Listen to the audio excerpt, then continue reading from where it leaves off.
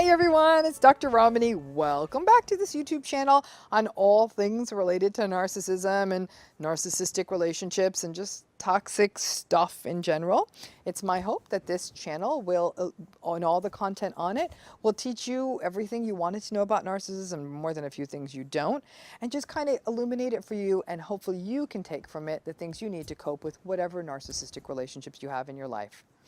Today, I'm going to take on an interesting issue. This is one I've been accumulating for a while and finally got my act together on this one.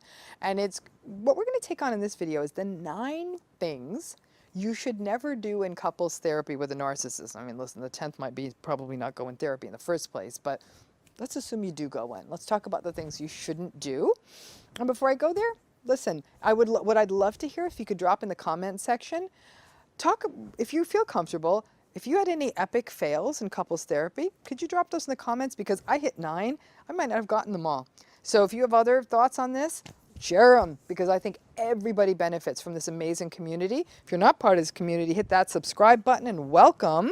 And then if you'll end up liking this, give me that thumbs up. But please share your experiences in couples therapy. Would love to hear them. So let's talk about it. What are the 9 things you should never do in couples therapy with a narcissist? So let me start by saying that going into couples therapy with a narcissist is dicey business. Now, I don't have a problem with it, even though I think it can actually be problematic, but I don't have a problem with it. In fact, I'll sometimes even recommend it. And I'll tell you why in a minute, why I recommend it. But here's the key. You gotta go into couples therapy with a narcissist with your eyes wide open. Now, as I go through this list of things that you should not do, this also includes things that you should not expect. Couples therapy, when it's done with 2 healthy individuals with healthy personalities, can be an important place to learn communication, for a couple to get recalibrated, and to have someone, the therapist, bear witness to your sometimes less than healthy patterns and help you tweak them. It's kind of getting a tune-up. Now, I am personally not a fan of couples therapists who only view it as a win when couples stay together, or who may even come out and say they won't even work with couples, who may come in and recognize that they want to end a relationship. Philosophically, I believe that in many ways, using couples therapy as a place to dismantle a relationship is actually quite important. It may be the place where you become aware that some of the gaps and differences and communication issues and value differences became too big, became too far gone, and the relationship can't really be fixed, but maybe the 2 people in it can walk away from it more resolved and committed to other common goals, most pointedly, if they had kids. Now, that ain't the game in couples therapy with a narcissist. A few things to remember. Narcissists will often initially not agree to couples therapy, and when they finally do, it can be a bit of a hoovering strategy or a future faking setup. It's their equivalent of a Hail Mary pass. So they may agree, and sometimes in odd cases, they may also suggest it. Now, if you have a therapist that doesn't understand narcissism, the therapist may fall hook, line, and sinker for the narcissist's charm, charisma, confidence, curiosity. And the narcissist may even do their version of sort of pseudo love bombing with the therapist, telling them how impressed they are by the therapist and you have such a nice office and woo, what credentials you have. And especially if it's a therapist who doesn't understand these high conflict antagonistic personality styles, they may fall for it and create that alliance with the narcissist. And welcome to triangulation in your therapy. Now, if you have a therapist that is willing to maybe not call them out fully, but at least hold the narcissist's feet to the fire and call them out on their behavior, the narcissist is very likely to drop out of therapy. And then they'll call the therapist an idiot who is a hack who doesn't know what he or she is doing. So in some ways, attending couples therapy with a narcissist is a bit of an empty exercise. For some of you, it may be a place where you see that your narcissist is willing to lie anywhere about anything related to your relationship, or that they gaslight, even in front of an audience. Whether the therapist understands gaslighting or not, they'll still do it. The hopelessness of your relationship may really, really hit you. For many other people who go into couples therapy with a narcissist, they actually want to feel that they attempted everything before considering dismantling a relationship. They want to get a professional into the room with them who can, at a minimum, bear witness to the relationship. And maybe some of you do it as a way to set yourself free. A person might say, I tried everything, especially when it's a long-term relationship and especially when you have children. Now, by and large, couples therapy is diminishing returns when a narcissist is involved. You may have more of a fighting chance if the narcissistic person is in therapy themselves, alone, with a solid therapist, and you agree to have the couples therapist and your individual therapist, your therapist, narcissist therapist, and the couples therapist all communicate to ensure that everyone is on the same page. But that is an alignment of planets akin to a total solar eclipse. It just doesn't happen often, and a lot of people don't have that kind of cash. But if you do decide to go into couples therapy, and that's what this video is about, what are the things that you should not do? Please keep these at the top of your mind so you can at least ensure you benefit a little from the therapy, or at a minimum, the therapy doesn't set you back and you don't get hurt. Number one, in therapy, do not call your partner out as a narcissist. Do not use that word. Do not use it. You read the books. You watched the video. You may want to cut to the chase, and so you say in therapy, I think my partner's a narcissist, or a psychopath, or a sociopath. Don't do it. Most therapists are going to take offense at this and push back on this. They'll often tell you that you have no right to label or diagnose, even though calling them a narcissist is not diagnosing them. You have no right to label or diagnose them, or that it is name calling. And then in therapy, you've just become the problem child. And again, I want to say it's not just not calling them a narcissist. It's also don't call them a psychopath, don't call them a sociopath. I know those words are helpful. Don't bring them into couples therapy. If you want to communicate with your therapist about the narcissist patterns, then do that. And provide details about specific events. And be prepared in therapy for your narcissist to challenge your reality of those events. But follow all the usual rules of narcissism management you use outside of the sessions. Don't defend, don't explain, don't engage, but use therapy as a place to share your experience and focus on the narcissist's behaviors. Don't call it narcissism per se. Talk about how they doubt your reality, but don't call it narcissism. Number two, building on that, don't use narcissism jargon. All of what I set you out in the glossary series, don't use those words. That means I don't want you to use terms like gaslighting, future faking, hoovering, love bombing. These are the terms that are used in the lay world on this channel in discussions about narcissistic abuse. But most therapists not only may not know them, but when you use jargon, they may view you as somebody who's trying to make your hypothesis fit, or again, to label your partner, which they're not going to want you to do. And the therapist may not like you using this secret language that may isolate you from the therapy and your partner, since you may be the only one in on it. Instead of saying, my partner is gaslighting me, say, he often questions my reality and my emotions, and then I feel unheard, I feel confused, and I feel helpless.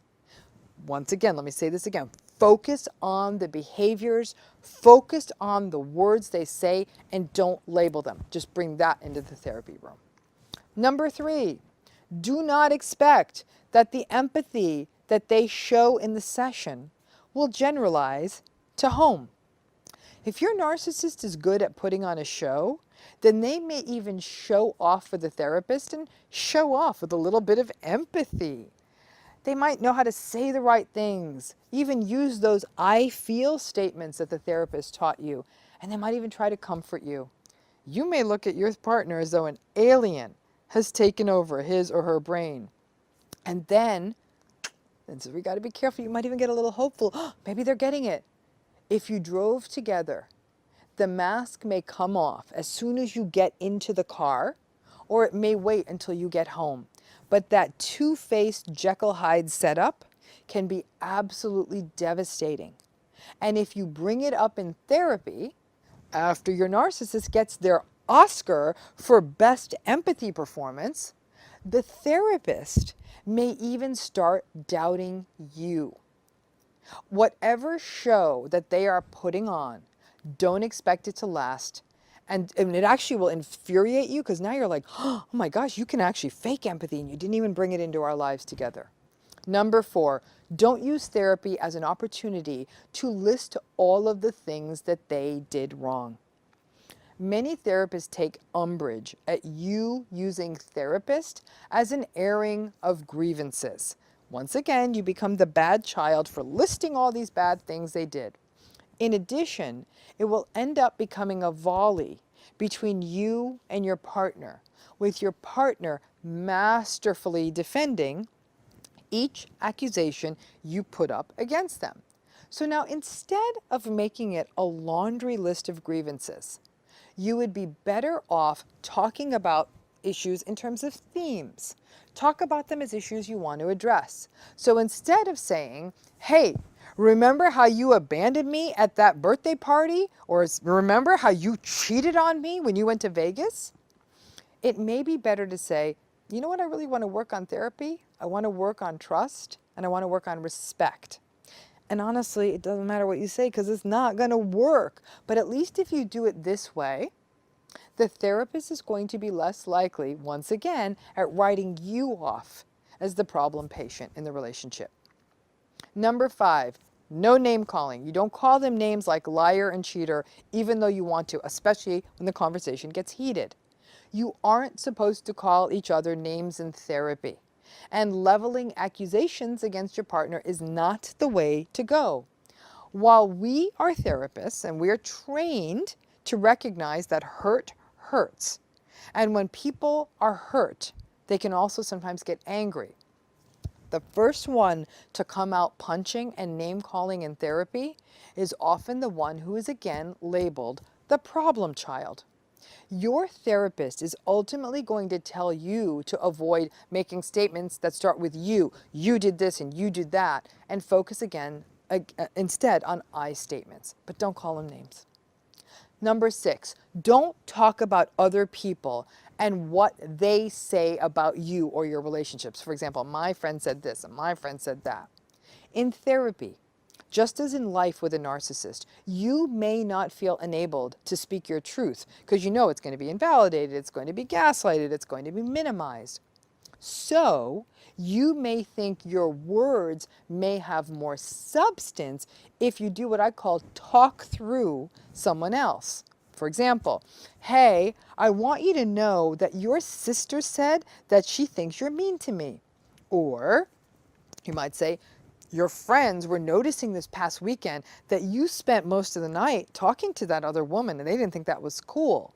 Or you might say, my friends keep telling me that I'm too good for you. This is an unhealthy pattern and sadly a rather classical pattern in people who are experiencing narcissistic abuse. It's as though they know that the narcissist isn't listening to them, so they want their partner to see that other people are able to see that the narcissist's behavior isn't good, or at least that they see that you, the person experiencing narcissistic abuse, is a good person and other people notice it. It's not going to work. It's not going to work. The narcissist devalues you, and not much you say is going to change it, even when you try to use other people that they value as the mouthpiece. The therapist will actually stop you and ask you to share how you feel and not talk about other people. This technique of saying my friend said this and your friend said that and my mother said this, it's actually something that's not going to work inside or outside of therapy, definitely not in therapy, and frankly, it's not healthy for you. Number 7, don't expect the therapist to see it as narcissistic abuse. So you got to keep your expectations really realistic. As most of you may know, and maybe many of you don't, a lot of this work, this burgeoning work on narcissistic abuse is new and it's growing. Some folks have been talking about it and writing about it for years. People like me spend my days and nights trying to create awareness and share that information. But sadly, many therapists don't know about it or don't believe in it. I promise you, I will fight tirelessly to keep training therapists about this as best as I can.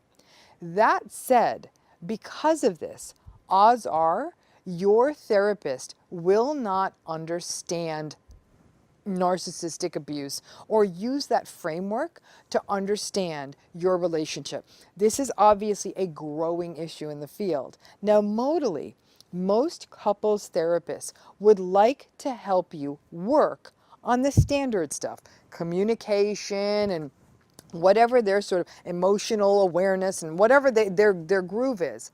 And if it doesn't work, the therapist is going to see both people in the relationship as equally complicit.